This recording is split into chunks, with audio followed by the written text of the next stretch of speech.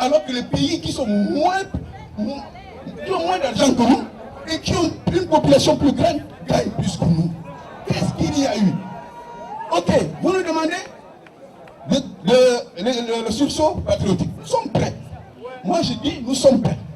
Mais avant, dites-nous d'abord comment on en est arrivé là. Dites-nous comment on en est arrivé là. Parce que si vous ne nous dites pas comment on en est arrivé là, nous ne sommes pas prêts à aller. Parce que même les cotisations, je peux appeler ça ici, la cotisation qu'on va encore faire là, est-ce que nous savons comment ça va digérer? Alors, quelle garantie vous nous donnez pour donner un peu de ce que je peux donner à mes enfants, hein, au pays? Alors que nous savons très bien que même si nous allons donner encore, c'est pour que l'argent que nous parlons là, la crise qu'on parle, il n'y a pas de crise. Je suis d'accord avec celui qui dit qu'il n'y a pas de crise. Il n'y en a pas. C'est la mauvaise gérance. C'est la mauvaise gérance. Il n'y a pas de crise. Voici une opération qu'on a lancée. Et malheureusement, on a confondu vitesse et précipitation. Parce que le ministre de la fonction publique fait une sortie pour dire on va procéder à l'effectivité de la présence des agents publics. Cette opération concerne l'ensemble des agents publics.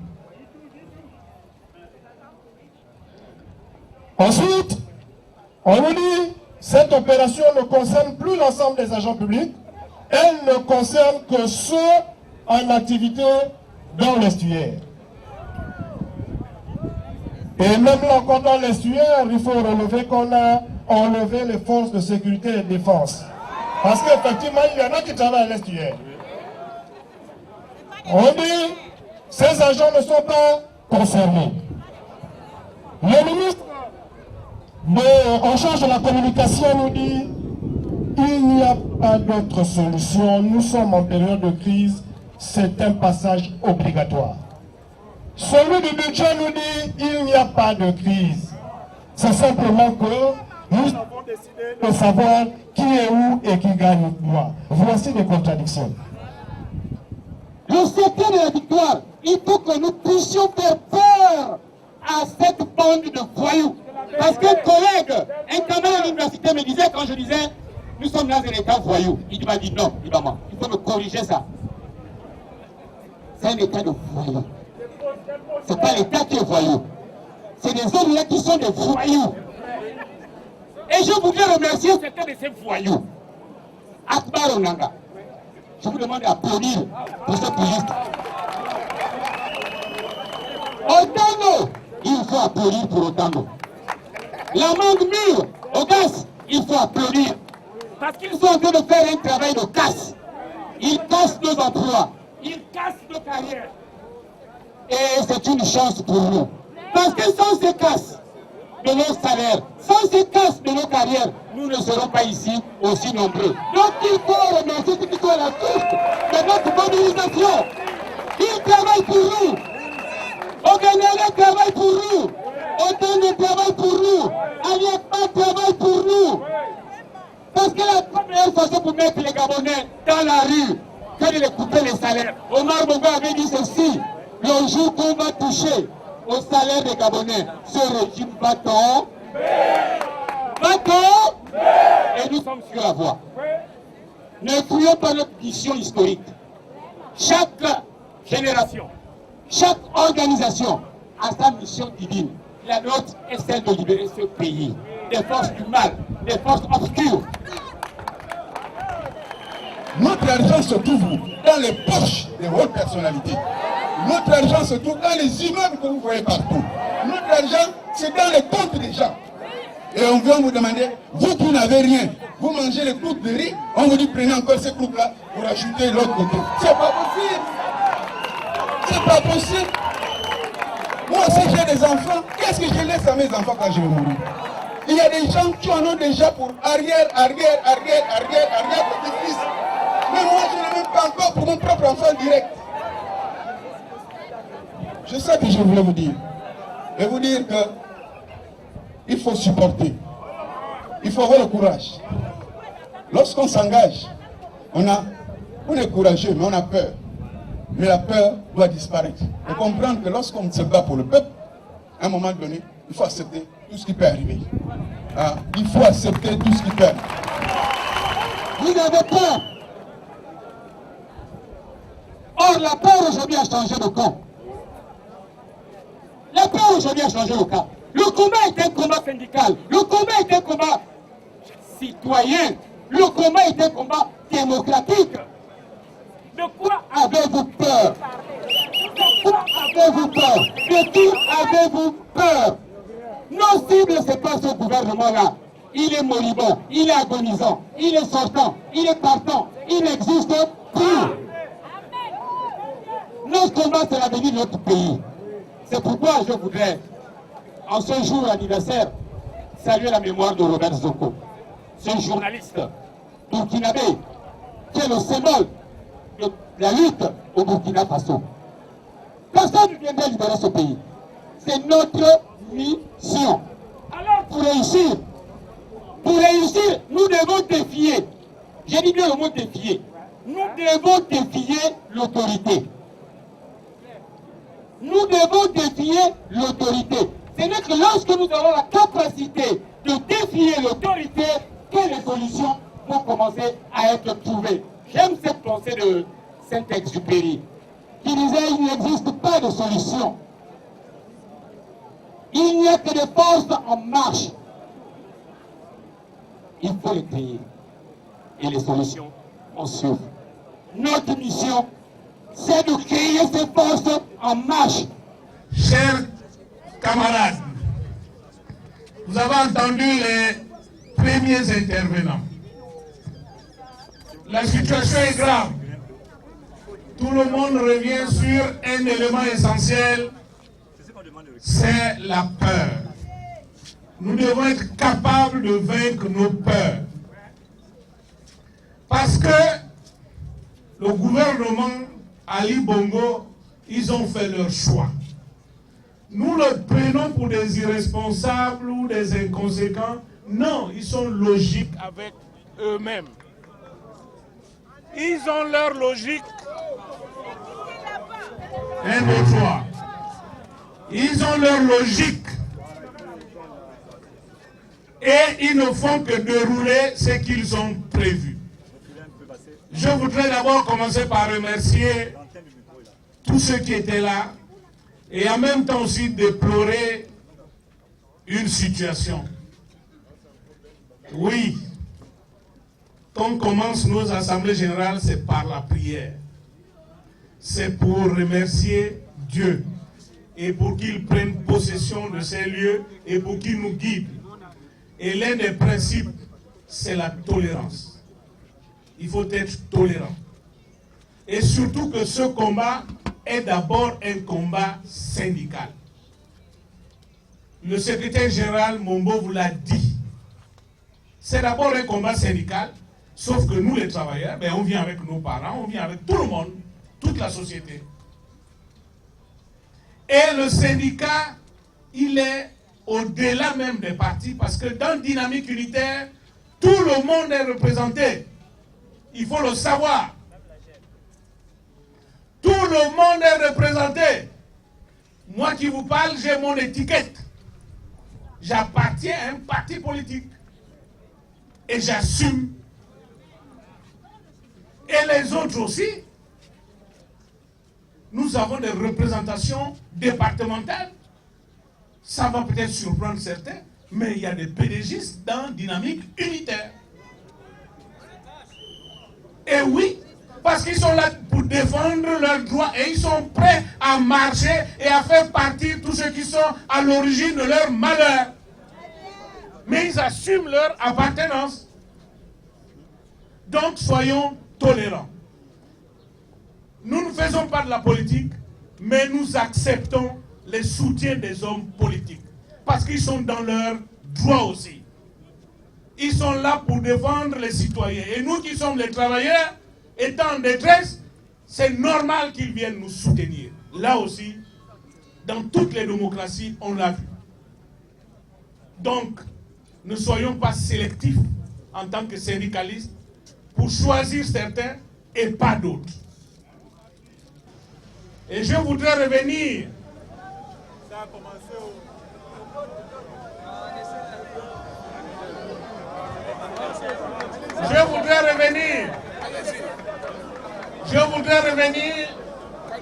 sur mes propos. Oui, c'est la peur. La peur a changé de camp. Et je voudrais revenir sur mes propos s'agissant de la situation actuelle. Mes propos à TV5 pour dire nous ne pouvons pas accepter de payer une facture pour laquelle nous ne sommes pas responsables. Et ceux qui nous demandent de payer ces factures-là ne nous montrent pas l'exemple. Et je reprends, on ne connaît pas le salaire d'Ali Bongo Ondimba. Si quelqu'un le connaît ici, il n'a qu'à nous dire. Ou lui-même, il n'a qu'à venir dire que lui gagne tant. On ne connaît pas le salaire des hommes politiques. Parce que là aussi, il faut faire la différence entre le salaire et les fonds politiques. Oui, le vice-président Magaga Moussabou disait qu'il ne gagnait que 4 millions et quelques. Mais qui nous disent ce qu'il gagne en prime et en fonds politiques. Donc, nous reprenons cela. Et je le redis une fois de plus. Ali Bongo gagne combien? Et quel est l'effort qu'il fait pour le pays? Sa famille qui a 18% du pétrole du pays, quel est l'effort que sa famille fait par rapport à la crise? Delta Synergie qui fonctionne pratiquement toutes les entreprises. Delta Synergie cotise combien pour la crise? Alors ne nous égarons pas. Chers camarades, cette assemblée générale est une assemblée générale de décision. Et ne soyons pas perturbés par l'oiseau qui est en train de tourner là. C'est de la distraction tout ça là. Parce que quand on me dit que c'est un organe de presse, mais les organes de presse sont ici. Donc, bon, c'est peut-être la télé des Blancs comme on dit. Mais, qu'à cela ne tienne, ne nous laissons pas distraire. Le FMI nous dit qu'ils sont prêts, ils seraient prêts selon les informations du journal L'Union.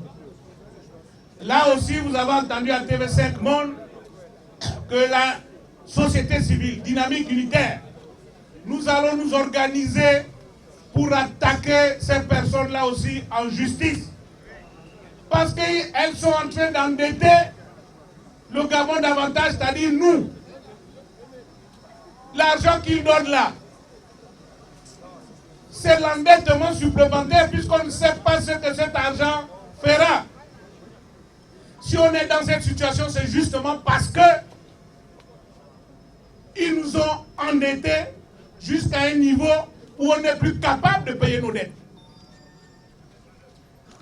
Donc, s'agissant du FMI et de l'Agence française de développement, nous allons réagir par rapport à leurs actions. S'ils veulent donner gratuitement l'argent à Ali Bongo, ils n'ont qu'à donner, ça ne nous intéresse pas. Mais si c'est de l'argent qu'on va demander encore aux Gabonais de rembourser, là, nous ne sommes pas d'accord. Et il faudra qu'ils se rendent compte. On est en train d'instrumentaliser nos frères du Haut-Ogooué, en faisant croire que notre mouvement actuel, c'est pour enlever le pain à la bouche de ces personnes. Et ça, nous ne devons pas l'accepter. On est en train d'instrumentaliser les forces de défense et de sécurité pour dire que vous êtes le dernier rempart. Si les choses changent, vous allez aussi perdre. Non. Je pense que parmi nos forces de défense et de sécurité, nous avons des gens valables. Et comme le président du Sinamac l'a dit, dans la magistrature, il y a tout, certes, mais il y a des personnes qui ont de la valeur. Et c'est sur ces personnes-là qu'il faut compter. Et je crois que dans nos forces de sécurité et de défense, c'est la même chose. Chers camarades, le gouvernement n'a pas payé certains agents publics. Le gouvernement est en train de mettre en place sa stratégie en fait. On a toujours dit que le Gabonais ne peut pas vivre sans son salaire. Mais ils sont en train de vouloir démontrer le contraire. Qu'il y aura une tranche de fonctionnaires qui vont vivre sans leur salaire du mois de juillet. Et le mois d'août, ils ne sont pas sûrs de l'avoir. Et c'est une façon de nous diviser aussi. Même s'il n'y a pas eu la décote, mais nombreux sont ceux qui ont perdu une partie de leur salaire. Sous le prétexte de la non-conformité au niveau des serveurs ou de la régularisation des situations. Mais la réalité, c'est là, certains ont perdu. Et vous savez que la stratégie du gouvernement, c'est de nous administrer la notésine. Je vous ai parlé de la notésine la dernière fois. C'est ce comprimé-là qui, si on vous le donne tout entier, il peut vous tuer immédiatement. Mais pour que votre organisme s'habitue, on donne le quart, jusqu'à atteindre 4 quarts pour faire un comprimé et votre organisme s'adaptera. C'est ce qu'ils sont en train de faire vis-à-vis de nos compatriotes qui ont perdu une partie de leur salaire. Si nous restons sans rien faire, alors ils seront heureux. Si nous restons sans rien faire, ils auront gagné une bataille et le mois prochain, d'autres s'ajouteront. Chers camarades, nous sommes là pour la décision. Et tout le monde a dit, il faut qu'on aille de l'avant. Et c'est vrai, un syndicat a des méthodes. On commence par déposer un préavis de grève. Quand le préavis ne marche pas, on fait la grève. Quand la grève ne marche pas, on utilise d'autres moyens. Et actuellement, le seul moyen pour obliger Ali Bongo et sa bande à laisser les travailleurs tranquilles, sinon d'en assumer les conséquences. Le seul moyen, c'est le rapport de force. Et ce rapport de force, on doit l'exprimer dans la rue.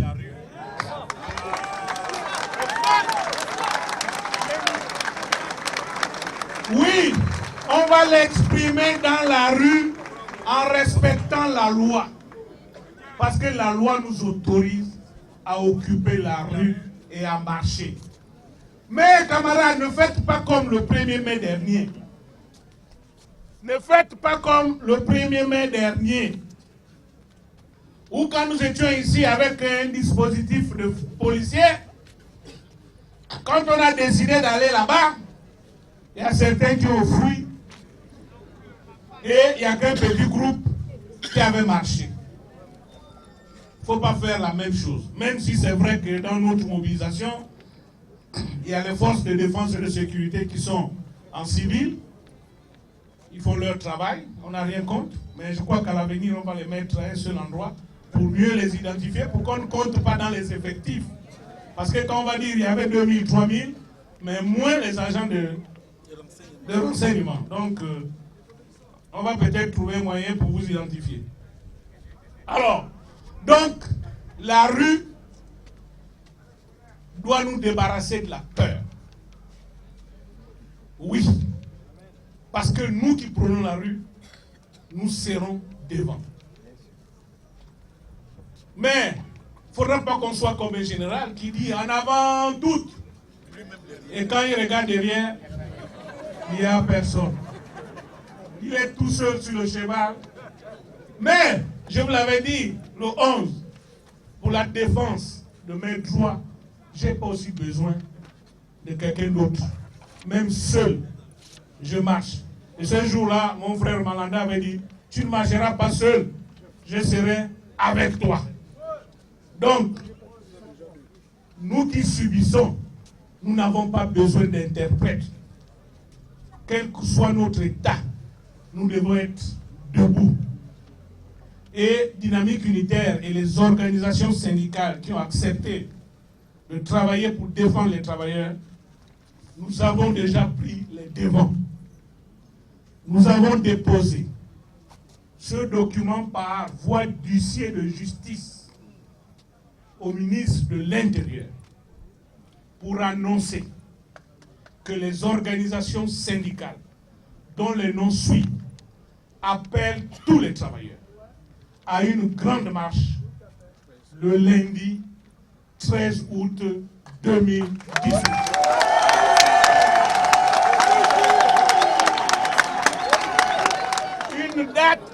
Une date a été fixée et le document a été déposé par voie d'huissier de justice pour qu'ils ne disent pas qu'ils n'ont pas reçu. Et la loi est claire, on n'a pas besoin d'autorisation pour marcher. Nous informons seulement. Et c'est là où on va voir maintenant qui est qui. Parce que les visages, parce que là maintenant c'est le rapport de force. Là c'est maintenant la rue. Et les visages que je vois là, le 13, on doit se retrouver. Le départ, c'est au rond-point de la démocratie. Là où on m'avait arrêté.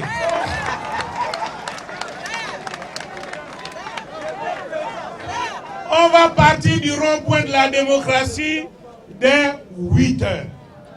Oui, lundi à 8 h. Ce qui est sûr, ils vont quadriller, mais on s'en fout.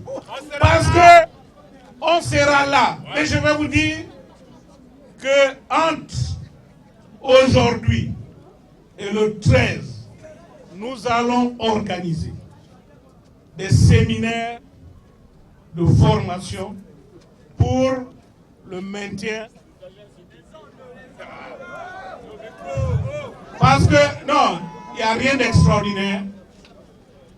Dans chaque organisation syndicale, en France, j'ai eu une réunion avec la CGT qui soutient Dynamique Unitaire.